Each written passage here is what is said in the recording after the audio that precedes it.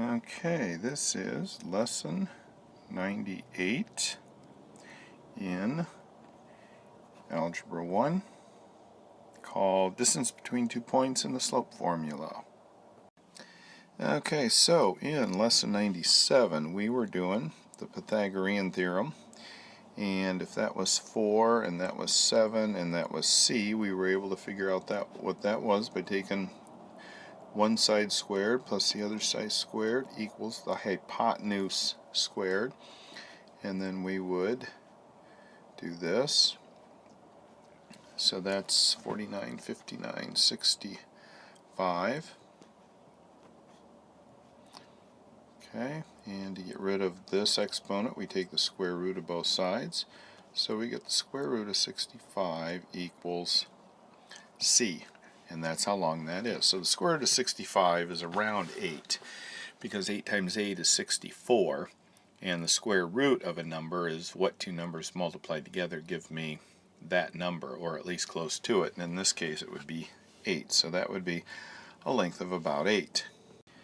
So let's take that same triangle that was 7 long, and let's draw it on this coordinate system here, and let's put it, doesn't matter where we put it, let's put it right there. Alright, so notice what we have here. The length of that triangle is 7.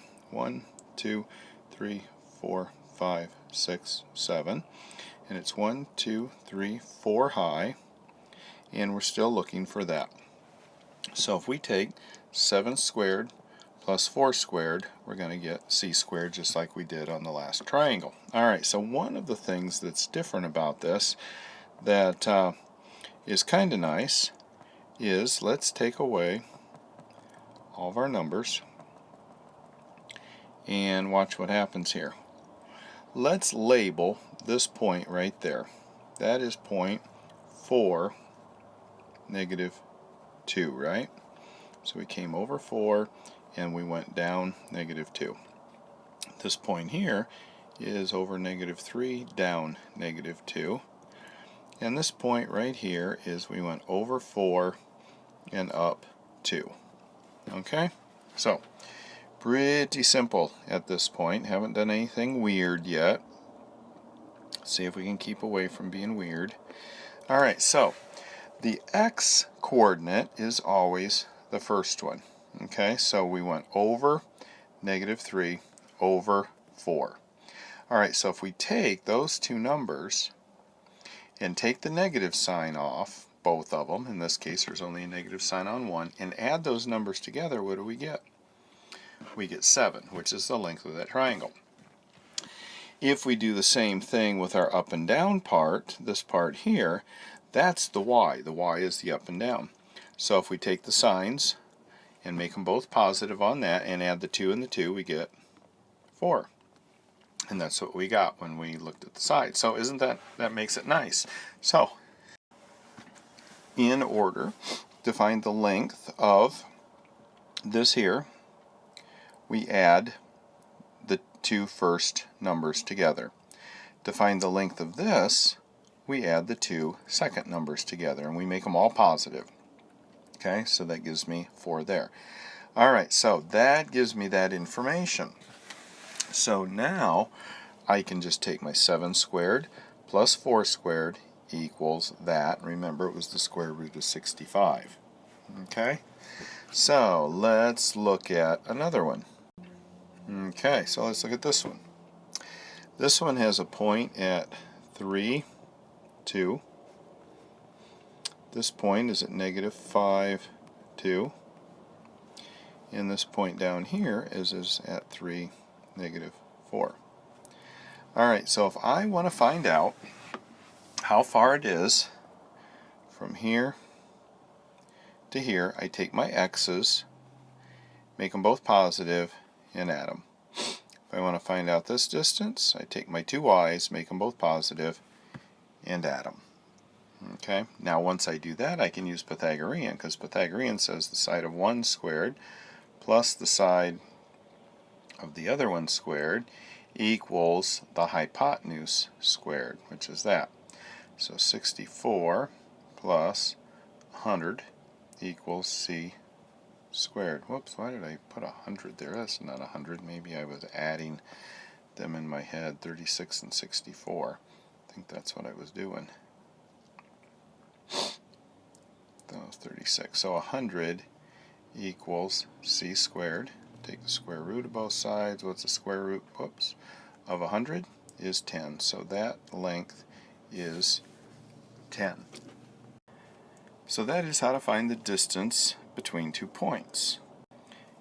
And again, that those 2 points are from here to here. That's the distance I was looking for, but in order to find this distance, I had to find this distance and that distance and use Pythagorean in order to do that.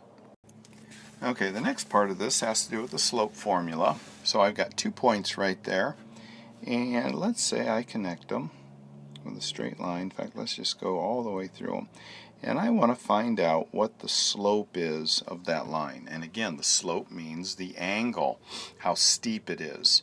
So the bigger the number here, the steeper the slope. So right now I'm going downhill, and I want to find out what that slope is. Well, let's go ahead and label these 2 points. So there's 1 point, and there's the other point. And I want to find out the slope between those points. How steep is it? How quick does it go downhill? Alright, so I'm going to give you a formula here in order to do that. Now remember, the slope is labeled with the letter m. Oops. Alright, so we have m equals one of the y's, doesn't matter which one, minus the other y.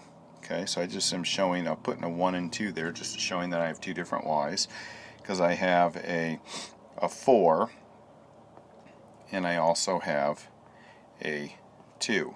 So I've got a 4 and a negative 2. So those are my 2 y's. So I'm just subtracting them. Doesn't matter which one I put as y2, which one is y1. And then I put it over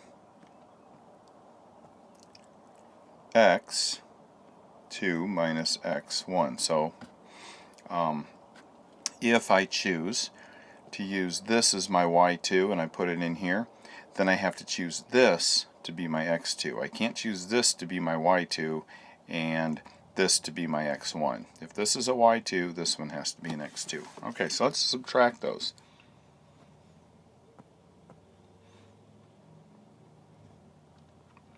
y2 is 4 minus, and what's my other y? A negative 2. Over, what's my x? My x is going to be negative 3. Almost got them mixed up, didn't I? Minus 5. Okay, so what is 4 minus negative 2? 2 negatives give me a positive, so that gives me a 6. And what is negative 3 minus 5? Negative 8. Okay, so I end up getting negative 6 over 8 as my slope. And again, I have to reduce that, so that's negative 3/4. So the slope of this line is negative 3/4. It's negative because it goes downhill, and the slope is 3/4. And that's pretty much it. Let's look at this one again, but let's switch the numbers around. Because see right here, I've got 4 minus negative 2. I did this minus this. Let's switch them around and do this minus this. Okay, so when I do that, I'm going to put as my m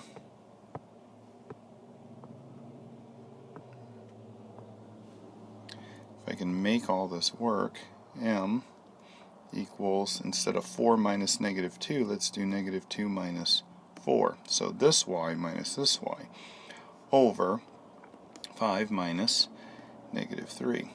So negative 2 minus 4 is negative 6. 5 plus 3 is 8, which equals negative 3/4. So it doesn't matter which order you do those in. you'll get the right answer. So that makes it kind of nice. Alright, so that is it for lesson 98 in Algebra 1.